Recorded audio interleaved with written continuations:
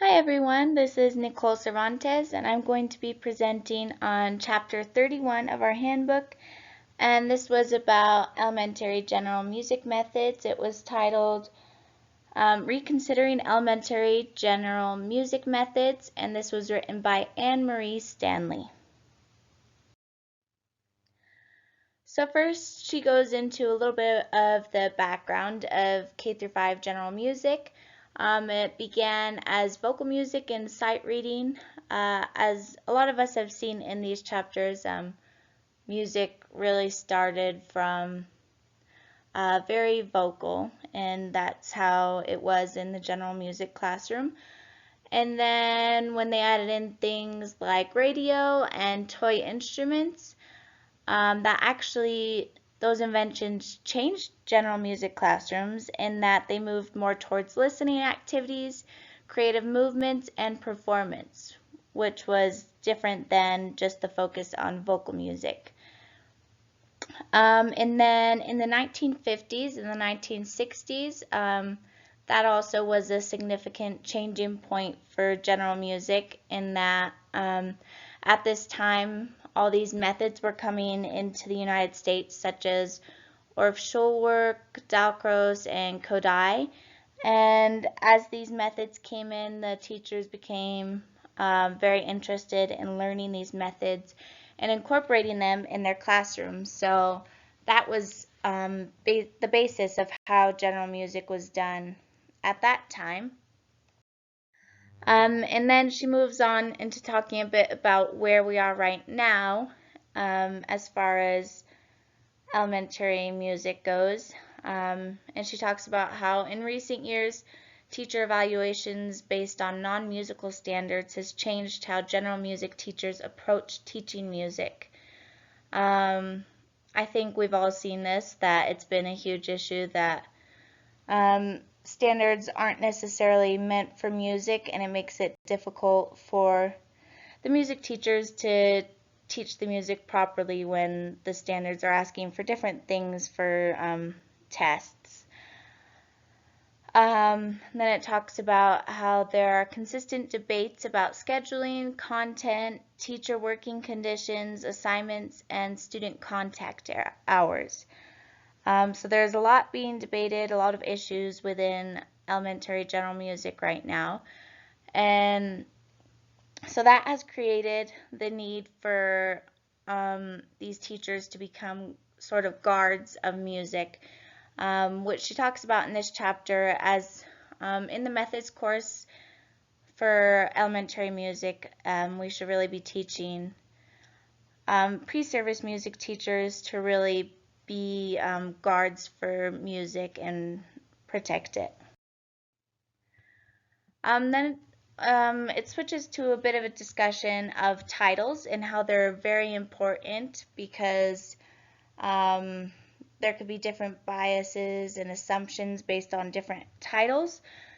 And they talked about many different titles. There are seemingly endless titles that are used for general music. However, a lot of them don't really encompass all of what is involved and required for general music. So she says that general music is a term that should be accepted because it's not limiting. That's why general music is used, because it can encompass everything that is taught within these classes. And then Miska also suggests the term foundational music, and this is also a great term because it's talking about how this elementary music is really going to set up the students for their future in learning music, and it's going to be the foundation for them. So that was also another term that suggested, although it's not commonly used, it is suggested to use foundational music. A little bit about who's in the method courses. Obviously, there's different majors. There's going to be instrumental and vocal majors. And it talked about how there should be a different approach to how these students are taught. So instrumentalists should be taught elementary music methods differently than vocalists. And although they're taught differently, they both have the same basis that they need to be teaching a healthy voice that comes out with ease. This is because as these teachers are examples of the voice to students, it's important that students are obtaining a healthy voice and not straining their voice. And then also it talked about how piano is actually rated very closely in importance to the voice in general music classrooms. So it talked about how at the beginning you should probably check the students on where their piano skills are at, and then maybe help them out depending on where they are. Here I included a quote from the book about why all students should be included in methods.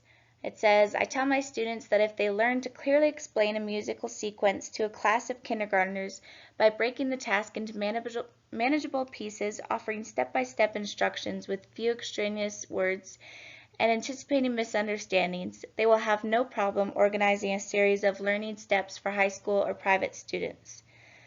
And this was with the basis that a lot of people that are going to be teaching high school, or maybe they just want to teach voice lessons, things like that,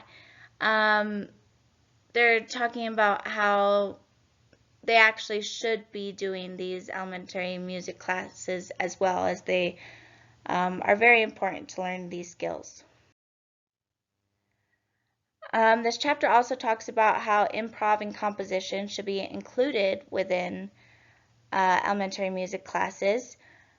Students actually rated their interest in learning about teaching improvisation and composition as extremely high. So students really wanted to learn about it, although when they talked about where they were currently on improvisation and composition, they actually rated it pretty low. So students are curious, although many of them did not have the skills, and so it talked about how this should be incorporated within elementary music classes. Methods of teaching, it talked about how you shouldn't really go with one specific method like Dalcroze or Kodai. Although you can incorporate that, it says not to follow it like super strictly, and rather you should look into different methods and be open, as well as critique your own teaching and the methods that you have used.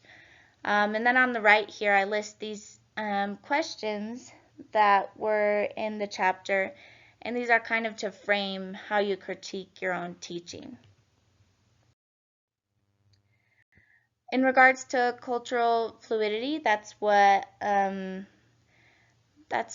she considered to be the best word for how this should be taught. Fluidity shows the relationships between and across the traditions of genres that are being taught, and it also gives lots of context into each piece. And finally, she ends with these 10 guidelines for how general music methods courses should be done, just some different things that should be incorporated within them. So I've written all of these 10 things here for you guys to read through. I won't read them now, but they're great ideas to incorporate. And then as far as discussion goes, I'm just intrigued to hear how your guys' undergraduate experience was with elementary general music courses. Was it required, or was it a choice for everyone if they wanted to take it?